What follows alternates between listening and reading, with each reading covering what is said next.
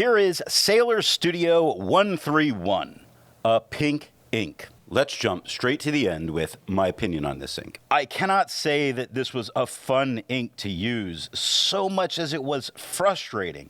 It goes down so light you'll think it isn't there, but it does darken as it dries, and it does a much better job on the Clairefontaine than what you're seeing here. Now, on non-fountain pen friendly paper, it darkens quicker, but it does spread and feather quite a bit more.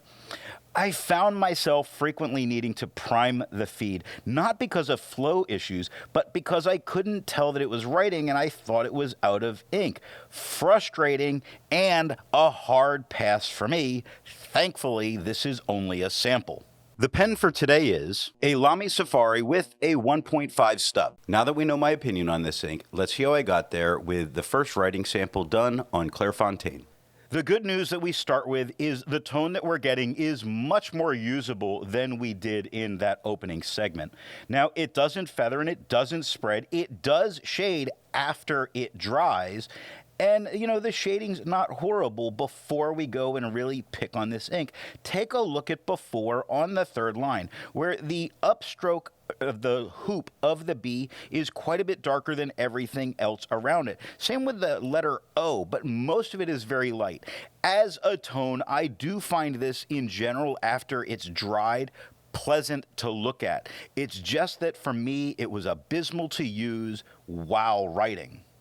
Looking at the back of the page, to no surprise, there's no bleeding, no ghosting, so you could easily write back here. Let's take a look at some other inks from the same manufacturer. Here is Sailor Studio 741. Here is Sailor Studio 760.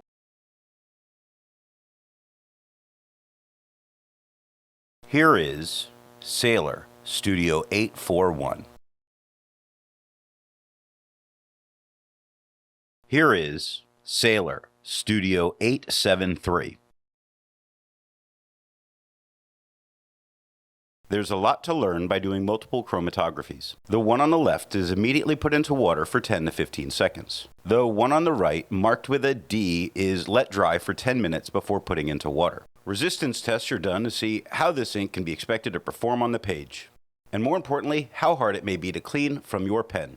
The smear is allowed to dry for 3 days before testing it. The highlighter is on the top left, pen flush is on the top right, 1/3 bleach solution is on the bottom left, and water is on the bottom right. With over 1,000 inks reviewed, let's take a look at some color comparables. Here is Califolio Rose Granat.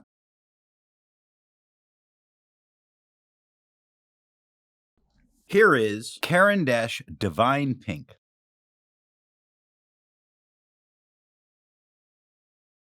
Here is Diamine Cerise.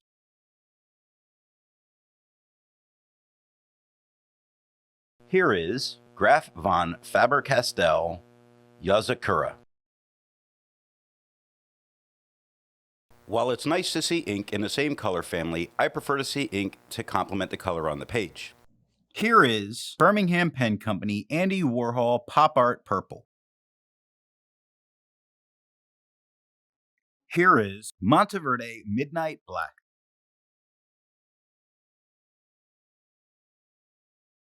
Here is Private Reserve Sepia.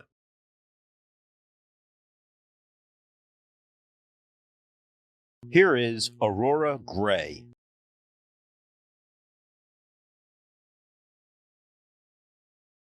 The last writing sample is done on 20-pound copy paper. The tone itself here is a slight bit darker and more consistent than it was on the Clairefontaine, though then in this case it's really coming with a tremendous amount of spread and a lot of feathering. But luckily it's a light ink, so you could probably not worry about the feathering too much. I don't think this was the best pen with this ink on this paper. I wouldn't do this, but if you're going to use this and you really do like using the cheaper papers, then perhaps this one could be a good match with a different pen. Looking at the back of the page, you see there's barely any ghosting going on. It does get deeper into the pages at time that if you really love this and you are filling many pages, I do think you could write on the back of the page as long as you're using this ink on both sides. So what nib and pen do I think are going to give the best writing experience with this ink? The Lamy Safari is a dry stub and really not a good match for this pen. Not during the writing, but does, it darkens some while it writes. I just found it very confusing at times, even to know, and I started to write over myself at different times during the day. It was not the best. So off camera, I did use this with a very wet fine along with that dry stub.